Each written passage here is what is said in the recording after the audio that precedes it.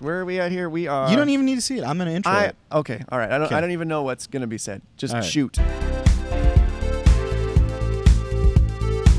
All right, Stuart, let's run a scenario by. It's Sunday morning, and the church is on fire. Everybody's running around like their heads are cut off. Nothing's working. All the sounds terrible.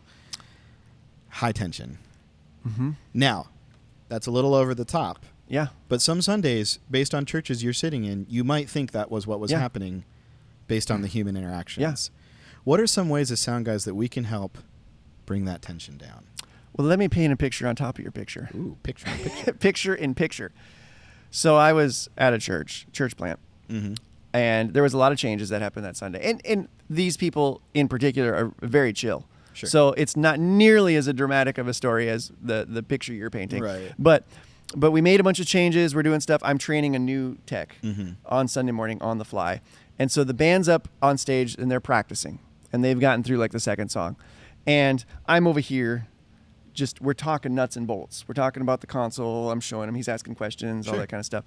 And the worship leader, they get done. The worship leader says, "Hey, Stuart, how did that sound?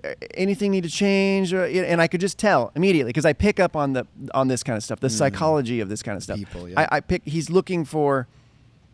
Again, this isn't very dramatic, but he's looking for reassurance. He's looking for, "Hey, you're the expert." Like, He's not quite feeling it yet. Right. So what do I do? What would be a good thing to do in a situation like this? Tell him all the problems with the mix. How nothing's sounding right. The bass player missed the cue on the bridge. Exactly. Yeah. You just pile all the problems right onto him. No. I do what I do best. Yeah. And that's crack a joke. So in this scenario, I've gotten so good at this that I don't even think about it and I laugh about it later. But he says it, so I get on the talkback and I'm like, listen, we're back here having a chess game. And you guys are doing pretty good. Like, you're serenading us, and I think you should just move on to the next song because it really kills the vibe of our game that we got going on back here when you're not playing. So if you guys could just start the next song. What does the worship leader and the band do? They're like, "No, okay, okay, all right. Hey, everybody, let's start the next song. Let's go." You see how it completely shifted the tension. Now, you can't just crack jokes all morning, especially if everything's on fire. But a lot of times, if you're proactive, just like you're proactive with troubleshooting, you walk in, you should be the first one here on a Sunday morning. You should be firing up the projector. You should be firing up the sound system. You should be checking mics, looking for problems and fixing them before anybody gets here. That's just a really good thing to do. Yep. But I do the same thing with people, especially the band interaction. Mm-hmm. I try to see if there's anything that might cause a problem or whatever, and try to just kind of diffuse things. Because here's the deal. We're playing, I'm just going to be real for a second. We're playing church music. Yeah. And most of the time, we're talking 4 chords, it's all the same songs we've heard. Played 100 times. You know what I'm saying? So it's not that hard, and let's just have a good time while we're doing. I don't care if it's traditional, if it's contemporary, if it's something else. I don't really care if it's a full band, if it's just an acoustic guitar.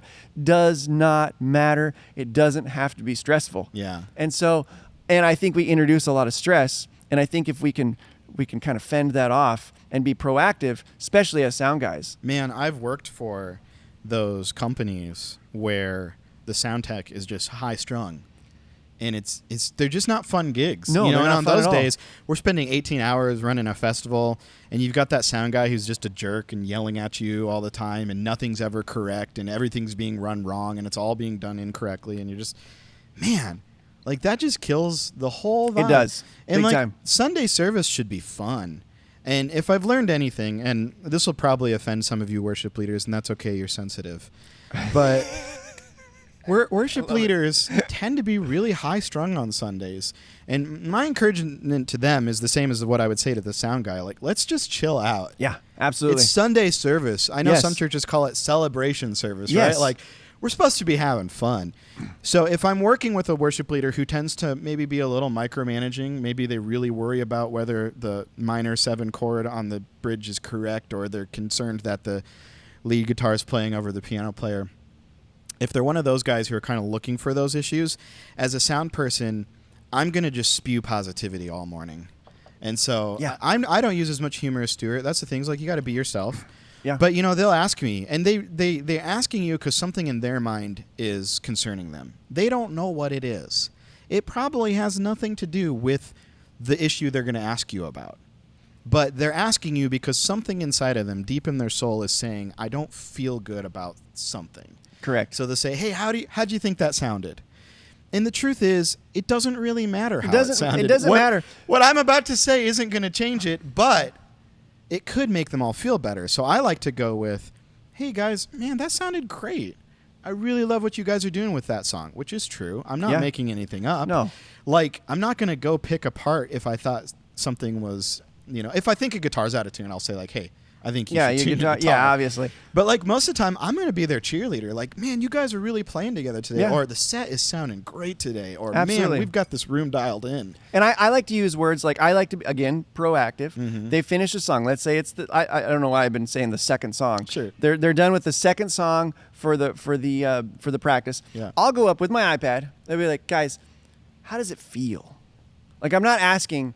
Hey, how does it sound? Does so you're playing acoustic guitar and leading? You have enough vocal in your channel? I'm not going to ask specifics. I'm just going to look at the band. I'm like, guys, how does it feel? Is it feeling good? It's okay to ask the sound guy to adjust something in your ears. Mm-hmm.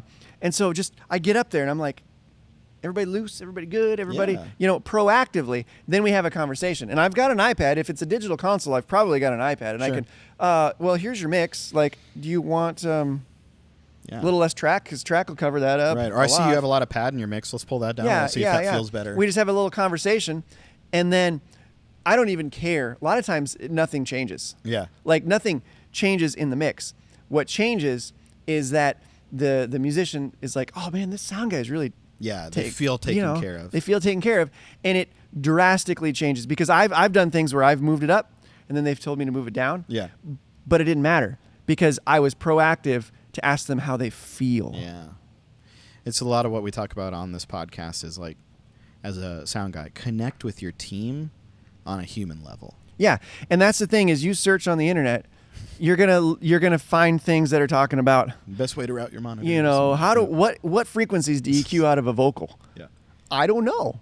It depends on the vocal. It depends on the room. It depends on the PA. It depends on a lot of things. But if I treat the team like human beings and we have real conversations, we're gonna actually see some real results.